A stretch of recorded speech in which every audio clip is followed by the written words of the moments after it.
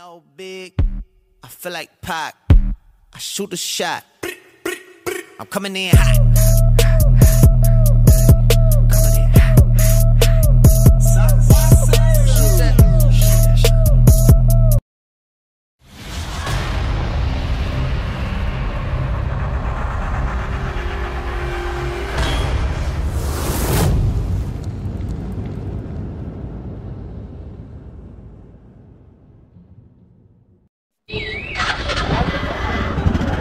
এখন আমরা রামনাথ ঘাট থেকে যাচ্ছি হাজিরহাটের উদ্দেশ্যে।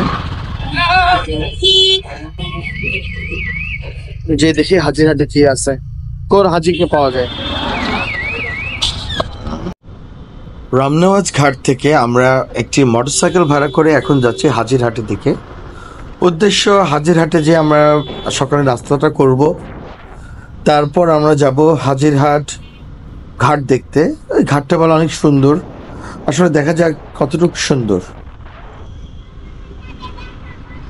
আজকে আমাদের আরেকটি উদ্দেশ্য আছে যে আমরা মনপুরার এক মাথা থেকে আরেক মাথায় মোটরসাইকেলে করে যাব এবং দেখতে থাকব এই রাস্তার দুই সাইডে যে সৌন্দর্য বা কি কি আছে, পাশাপাশি বর্তমানে মনপুরা সি বিচটির কী অবস্থা এবং মনপুরার শেষ মাথায় যেটা ম্যানগ্রোভ বন আছে তার কি অবস্থা।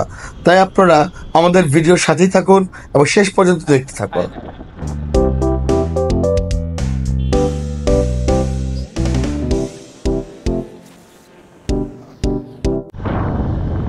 আমরা এখন এই মুহূর্তে আছি হাজিরহাট বাজারে, হাজিরহাট বাজারেই আছি আমরা।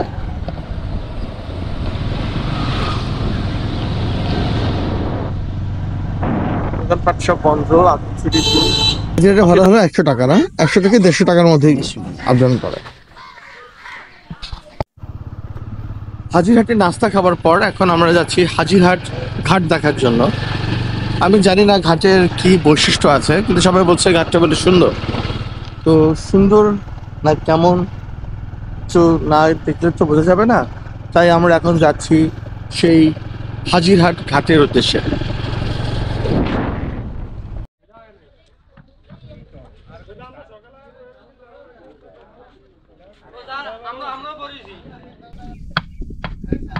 হাজিরহাট টার্মিনাল বা হাজিরহাট ঘাট যাই বলি না কেন, এক সময় ছিল নারকেল গাছ দ্বারা বেষ্টিত। এখন নদী ভাঙনের কারণে নারকেল গাছগুলো এখন আর সেভাবে দেখা যায় না। নারকেল গাছ, খেজুর গাছ আগে সারিবদ্ধ ভাবে ছিল, যদিও এখন ব্লক ফেলা হয়েছে, কিন্তু যা ধ্বংস হবার তত আগেই হয়ে গেছে।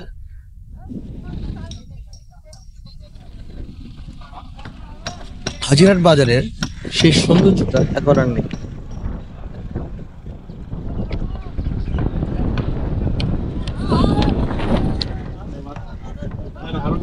আমরা সামনে একটি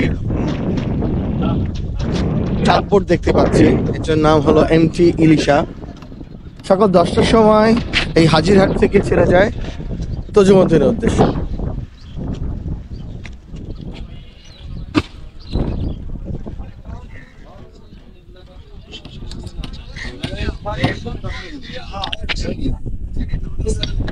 লোকাল একটি মাছের বাজার দেখতে পাচ্ছি, যদিও বাজারটি এখন বন্ধ।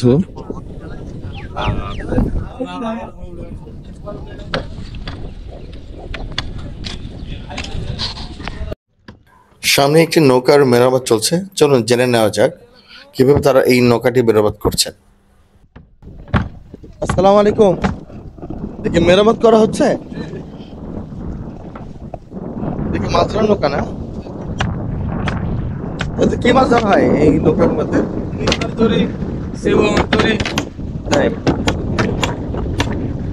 কতদিন লাগবে এটা মেরামত করতে? 5 থেকে 6 দিন লাগবে। 6 দিন লাগবে। তো অনেক অংশই থেকে ভাঙা। এইটা ভালো না, ওই পানি উঠে এগোতে আমরা মেরামত করতেছি। কেমন খরচ পড়বে মেরামত করতে? মনে করেন এই 15 রকম করতে 30-35 যাবে। 30-35 যাবে। আর যদি পুরাটা করতে হয় তাহলে ধরেন 70-80 হাজার টাকা লাগে। নতুন একটা বানাতে নতুন একটা 70 হাজার। হ্যাঁ 80।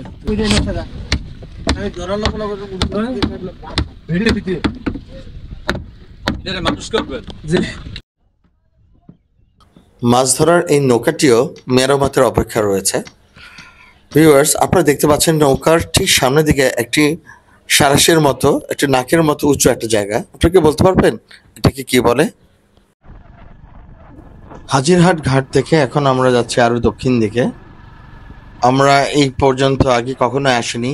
2017 সালে যখন এসেছিলাম তখন আমরা শুধু মনপুরার রামনাজ ঘাটটি দেখেই আমরা চলে গিয়েছিলাম। এই পর্যন্ত কখনোই আসা হয়নি। নদীমাতৃক বাংলাদেশের নদীর সৌন্দর্য যেমন অপরূপ, ঠিক তার বিপরীত দিকটিও আছে। যেমন আমরা এখন যেই সাইড দিয়ে যাচ্ছি, এই সড়কটির পাশে কিন্তু আপনারা দেখতে পাচ্ছেন নদী ভেঙে একদম বাজে একটা অবস্থা তৈরি করে রেখেছে। যে কোনো সময় এই রাস্তাটিও এই নদীর গর্ভে বিলীন হয়ে যেতে পারে। নদী বিধৌত এই অঞ্চলের মানুষদেরকে এই নদীর সাথে যুদ্ধ করেই বেঁচে থাকতে হয়। দূরে আপনারা যেই দোকানপাটগুলো দেখতে পাচ্ছেন এগুলো মূলত একটি মাছ বাজার। সকালবেলা এখানে মাছের পসরা বসে, কিন্তু কতদিন থাকবে এই মাছ বাজারটি তাই দেখার বিষয়।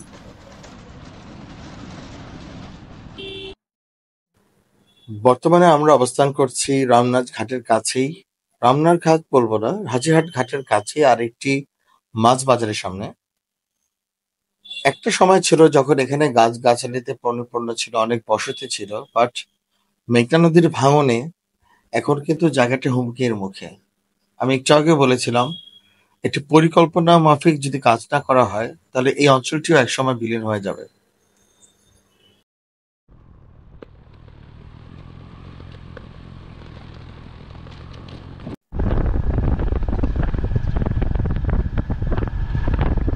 আলমবাজার পার হয়ে আমরা এখন যাচ্ছি সাভার সি বিচের দিকে।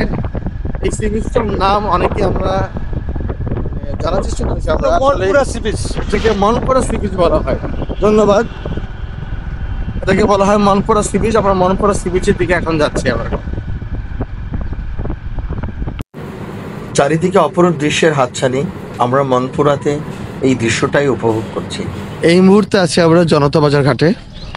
এই ঘাট থেকে মূলত চরফেশনের দিকে লঞ্চ, স্পিড বোট যাতায়াত করে। আমার সামনে একটি লঞ্চ আছে যেটি সকাল 10টার সময় এখান থেকে ছেড়ে যাবে। আর কিছু স্পিড বোট দেখা যাচ্ছে, এগুলো যাচ্ছে হলো চরফেশনে।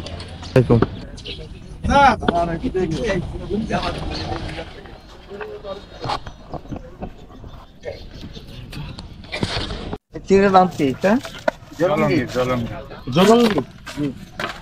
জলঙ্গি চিংড়ি 450 টাকা করে কেজি। সারিবদ্ধভাবে মাছ ধরার নৌকা, পণ্যবাহী ট্রলার, লঞ্চ এগুলো বাঁধা আছে।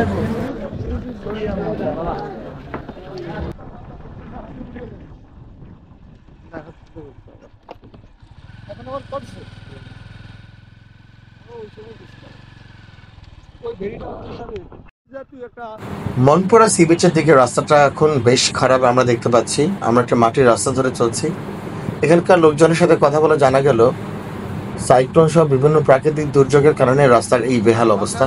যদিও রাস্তা মেরামতের কাজ চলছে। আমরা সরু একটি পথ ধরে আগাচ্ছি মনপুরা সি বিচের দিকে। আর পাশে যে বনাঞ্চলটি দেখতে পাচ্ছেন এটি মূলত ম্যানগ্রোভ বনাঞ্চল। পরিবেশ ও বন মন্ত্রণালয়ের বনায়ন প্রকল্পের আওতায় এই ম্যানগ্রোভ বনটি তৈরি করা হয়েছে। এরকম বেশ কিছু ম্যানগ্রোভ বন আছে এই চরাঞ্চলগুলোতে, বিশেষ করে মনপুরা, হাতিয়ায়, নিজিন দ্বীপে, চর কুকরি মুকরিতে আমরা এরকম প্যারাবন বা ম্যানগ্রোভ বনগুলো দেখেছি, যা প্রকৃতির ঢাল স্বরূপ। নোনা ফল মানে এটা কি আতা ফল বলে।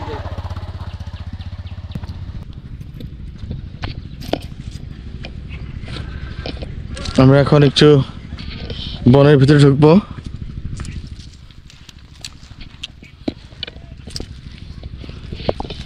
এই বনে বলে হরিণ আছে, দেখার চেষ্টা করছি আমরা।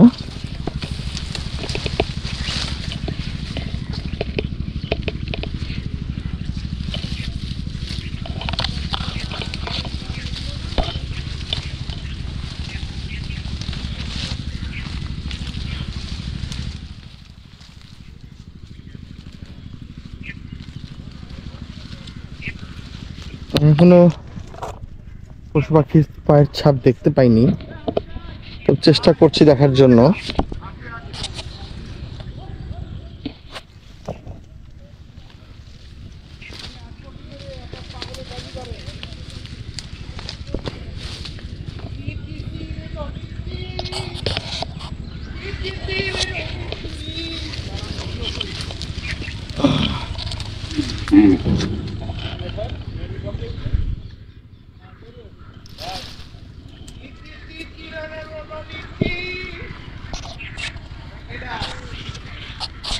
কোনো ভিতরটা ঢোকাটা অনেক কষ্টকর। আমরা ভিতরে পারবো কিনা, যেতে পারবো কিনা বুঝতে পারছি না, চেষ্টা করে যাচ্ছি।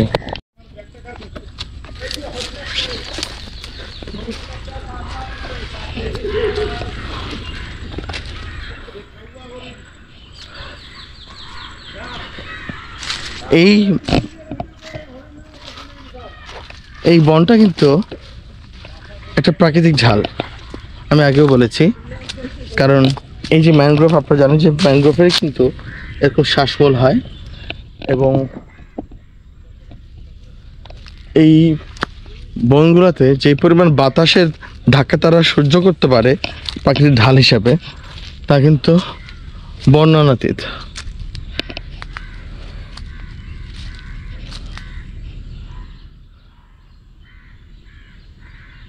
আমি জানি না গাছপালার কি নাম, কোনটা যে কি গাছ আমি জানি না, কারণ আমি অত ভালো গাছ চিনি না।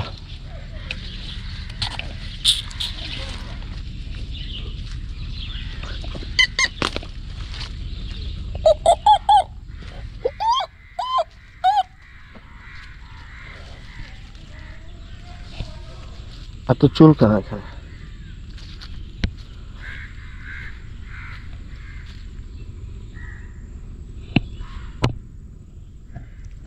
এত বড় চুল।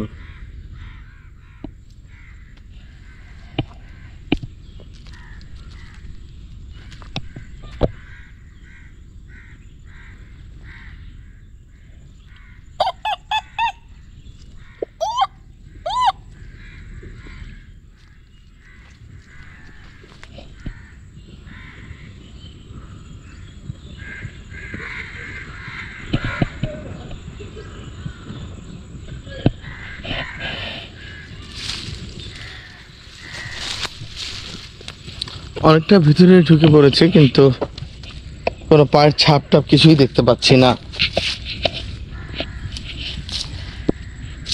আমি জানি না আসলে এখানে দেখা যাবে কিনা।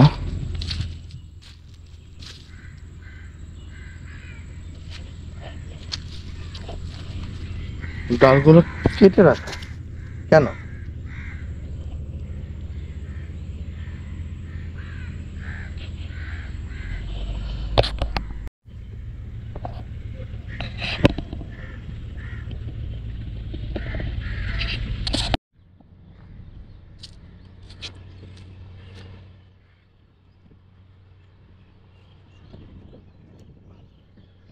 যতদূর চোখ যায় বন আর বন, তবে এই বনের মধ্যেও এখনো আমরা কোনো প্রাণীর অস্তিত্ব পাইনি পাখি ছাড়া।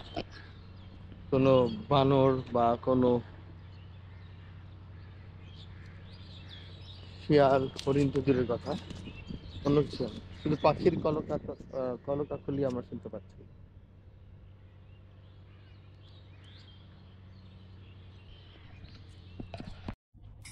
আমরা যারপরনায় আশাহত হয়েছি এই মনপুরা সি বিচটি দেখে, কারণ সি বিচে দেখার মতো আসলে কিছুই নেই, পুরোটাই কাদা মাটিতে পরিপূর্ণ। তার থেকে চলুন লোকাল একটি মাছ বাজারে যাওয়া যাক, যেখান থেকে আমরা মাছ কিনতে পারি। বিশাল একটা কোরাল মাছ, 17 কেজি ওকে। সেই সাথে আছে কিছু নদীর ছোট ছোট মাছ, এটা চিংড়ি না, চিংড়ি, আরো বেশ কিছু মাছ এখানে আছে, ঘাগরা, ট্যাংরা। এগুলো সব ঢাকায় পাঠানো হচ্ছে, আর কিছু মাছ রেখেছেন নিজেদের খাবার জন্য। আর এই সাইডে আছে হলো ইলিশ, ইলিশ, ইলিশ, বিভিন্ন সাইজের ইলিশ, ছোট থেকে বড়। 1 কেজির উপরও ইলিশ আছে নিচের দিকে রাখা।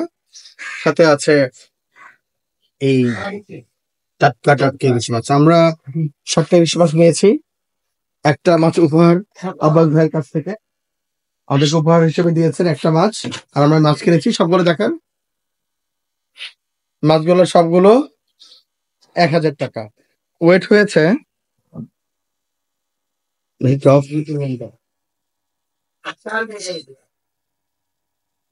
আমরা আপনাদের ওয়েটটা দেখাচ্ছি। মাছগুলোর ওয়েট হয়েছে 2 কেজি 220 গ্রাম। ধন্যবাদ আব্বাস ভাই। ঠিক আছে ভাইয়া, ভালো থাকবেন। আল্লাহ হাফেজ। আল্লাহ হাফেজ, আসসালামু আলাইকুম। পরন্ত বিকেলে আমরা রওনা দিয়েছি আবার বোরহানুদ্দিনের উদ্দেশ্যে। আজকে সারাটা দিন আমাদের কেমন কাটলো, যদি এক কথায় বলতে চাই, খুব একটা ভালো কাটেনি। কারণ যেই আশা নিয়ে আমরা সি বিচে গিয়েছিলাম, সেই সি বিচটা আমরা একদম মৃত দেখতে পেয়েছি। আমরা ম্যানগ্রোভ বনে ঢুকেছিলাম, কিন্তু কোনো ধরনের বন্য পশু দেখতে পাইনি। আর মাছ যেটা কিনেছি সেটা সস্তায় পেয়েছি, কিন্তু অনেকে বলছে যে এই সময়ে মাছের স্বাদ ভালো হয় না। তবু টাটকা মাছ তো কেনা হলো। এখন আমরা আবার ফিরে চলেছি বোরহানুদ্দিনের পথে। সামনে একজন বিশিষ্ট ব্যক্তি আছেন, কথা কথা রাগ করেন, হুট করে চিল্লেন দিয়ে ওঠেন। মিস্টার হামিদ, আপনার কাছে কেমন লেগেছে? সালাম আলাইকুম। কোন কি কেমন লেগেছে? মনপুরা কেমন দেখলা? আমার জীবনে, আমার মোটামুটি ট্যুরিস্ট জীবনের সব থেকে জঘন্য একটা ট্যুর। মনপুরা শুধু নামেই মনপুরা, কামে আসলে কিছু আমাদের না। মনটাকে পুড়ে দিয়েছে। মনটা ভরে যায়। পুরা না, মন পুড়ে গেছে, আমাদের মন পুড়ে ছাই হয়ে গেছে। এই জন্য তো এত মনপুরা, মন কষ্ট পড়া না। এবং এত বাজে অবস্থা। এরপরেও আরো শেষের দিকে এসে আরো মনটা খারাপ হয়েছে। 3 ডাব খাতে চাইছিলাম, এক টুট টুট টুট টুট সে করলো ডাবের দাম 150 টাকা, অথচ সে 30 টাকা করে ডাব কিনছে। যা হোক, মনপুরা আসলে তার পুরা দিনটাই মাটি। লঞ্চে চড়ার জন্য মনপুরা আসার দরকার নাই। লঞ্চে চড়ার জন্য ঢাকা থেকে বরিশাল, পটুয়াখালী বা ভোলা বিভিন্ন জায়গায় যাওয়ার আছে, বাট মনপুরাতে না। মনপুরাতে দেখার মতো কিছুই নাই। যে যার এলাকায় আছে সে ওইখানেই আরো ভালো কিছু দেখতে পারবেন। ওকে, ধন্যবাদ। বর্তমানে আছি তজিমুদ্দিন ঘাটে। মনপুরা থেকে লঞ্চে ছাড়ার পর এখন তজিমুদ্দিন ঘাট দিয়েছে। নেক্সট স্টপেজে হলো আমাদের হাকিমউদ্দিন বা মির্জা কালু, যাই বলি না কেন, সেখানে আমাদের নেমে যেতে হবে। হাকিমউদ্দিন থেকে মনপুরার ভাড়া 120 টাকা করে, সাধারণ যেটা ডেক ভাড়া। কেউ যদি কেবিন পেয়ে যান তাহলে তার ভাড়া আনুমানিক 500 থেকে 600 টাকার মতো হবে। আপনার নেগোসিয়েশন করে উঠতে হবে, কারণ কেবিনের চার্জটা ওনারা যেখান থেকে যেভাবে পারে সেভাবে আদায় করে থাকে। কারো কাছে হয়তো 400, কারো কাছে 600, কারো কাছে হয়তো 1000, যেমন মানে যেরকম যেভাবে যার কাছ থেকে নিতে পারে। আমরা চলে এসেছি আমাদের গন্তব্যের কাছাকাছি। আবার নতুন কোনো ব্লগ নিয়ে আবার দেখা হবে। সবাই ভালো থাকবেন, সুস্থ থাকবেন এবং দেখতে থাকবেন জাকির ক্রিয়েশন বিডি, কারণ এই চ্যানেলটি আপনাদেরই কথা বলে, আমাদের চোখ দিয়ে দেখাতে চায় আপনাদেরকে। আপনারা ভালো থাকবেন, সুস্থ থাকবেন।